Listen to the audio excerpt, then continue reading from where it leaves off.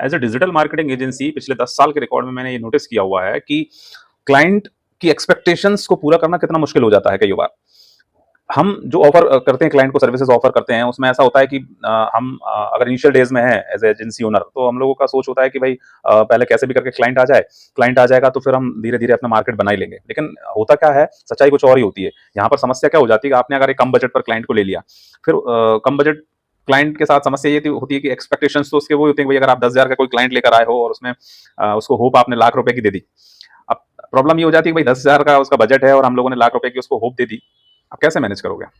और वो होप देने में हमारी इनिशियल जो एक्सपेक्टेशंस होती थी कि भाई क्लाइंट को ऑनबोर्ड करना है कैसे भी करके, तो चलो ठीक है, थोड़ा बहुत बजट का कंप्रोमाइज़ करके और हम एक क्लाइंट को ले आते हैं। अब प्रॉब्लम ये है कि भाई उसका एग्जीक्यूशन कैसे करोगे, उस बजट में कैसे मैनेज करोगे? इसके चलते होता ये था कि भाई महीने भर क्लाइंट को हम लोग एंटरटेन करते थे, क्लाइंट को सर्विसेज प्रोवाइड करते थे। इसके बाद 1 महीने के बाद क्लाइंट खुद ही बोल देता था कि भाई यार आपके काम में मज़ा नहीं आ रहा है, और हम क्लाइंट को इसलिए सर्विस अच्छी नहीं दे पाते थे कि हमारे पास बजट ही खत्म हो जाता था उसका। नेक्स्ट मंथ वो मना कर देता था। तो ये बहुत एक सीधा-सीधा सा एक वो है फंडामेंटल रूल कि एजेंसीज़ जो होती हैं, उन्हें क्लाइंट चाहिए और क्लाइंट को चाहिए कि सस्ता कोई मिल जाए जो मेरा काम करके दे दे। अब इस डील में दोनों दोनों की गलती होती है। बिज़नेस ओनर्स की भी गलती है कि उन्होंने एक सस्ते डिजिटल मार्केटिंग एजेंसी को अपना बिज़नेस मार्केटिंग का काम दे दिया।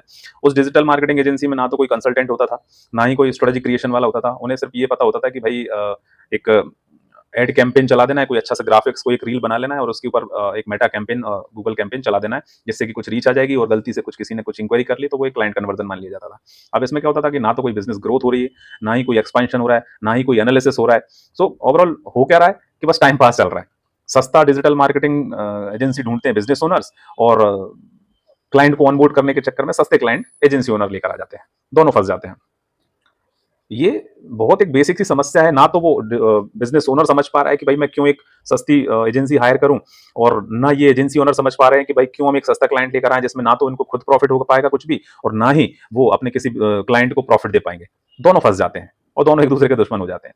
सो समय रहते दोनों को ये चीज़ें समझने की ज़रूरत है कि भई ना तो आप कोई सस्ती एजेंसी पकड़ो काम करने के लिए, मार्केटिंग करवाने के लिए, और ना ही इन एजेंसी ओनर्स को सस्ते क्लाइंट पकड़ना चाहिए। है ना? दोनों को एक-दूसरे का जो है अपना-अपना नुकसान-फ़ायदा सोचना चाहिए। है ना? तो ये उससे जुड़ी बहुत सारी चीज़ें होती हैं। पिछले 10 साल के एक्सपीरियंस में हमने ये बहुत सारी गलतियाँ भी करी हैं। बहुत सारे क्लाइंट के साथ अच्छे संबंध भी बने हुए हैं, बाद में फिर संबंध खराब भी हुए हैं, सिर्फ़ और सिर्फ़ इसलिए कि भई हमने उनको वो एक्सपेक्टेशंस के साथ काम करके नहीं दे पाए, जो हमें उनको देना चाहिए था। इस वजह से एजेंसी ओनर्स की भी गुडविल खराब होती है और क्लाइंट बेस भी खराब होता है, मार्केट में इमेज भी खराब होती है। सो ये बहुत एक ये फंडामेंटल रूल है। अभी समय सिनेरियो ऐसा है कि भई कोई भी बिज़नेस ओनर है, सबसे पहले उसको समझना चाहिए कि मेरे बिज़नेस का टाइप क्या है, या मुझे किस तरह से उसके खुद के कांसेप्ट क्लियर होना चाहिए। इसके बाद कहाँ उसको किस चीज़ की नीड लगती है कि भाई मुझे डिजिटल मार्केटिंग जो है, इस टाइम पर मुझे अभी डिजिटल मार्केटिंग की नीड है, तो यहाँ पर मैं इस के लिए मैं हायर कर लेता हूँ।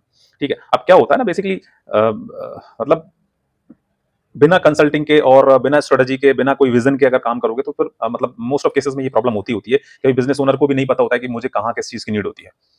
सो ज़रूरत ये है कि आप कंसल्ट करें कि कहाँ पर आपको किस टेक्नोलॉजी की ज़रूरत है, कहाँ पर आपको मार्केटिंग की ज़रूरत है, कहाँ पर आपको किस पर्टिकुलर पार्ट पर एग्जीक्यूशन की ज़रूरत है ना? और कहाँ पर आपको टीम मेंबर्स, स्टाफ की ज़रूरत है। तो ये इन चीज़ों को समझना सबसे पहले ज़रूरी है कि भई हमें कहाँ किस पॉइंट पर नीड है, देन फिर हम लोग आगे बढ़ते हैं। इसमें आपका टाइम, पैसा दोनों चीज़ें सेव होती हैं।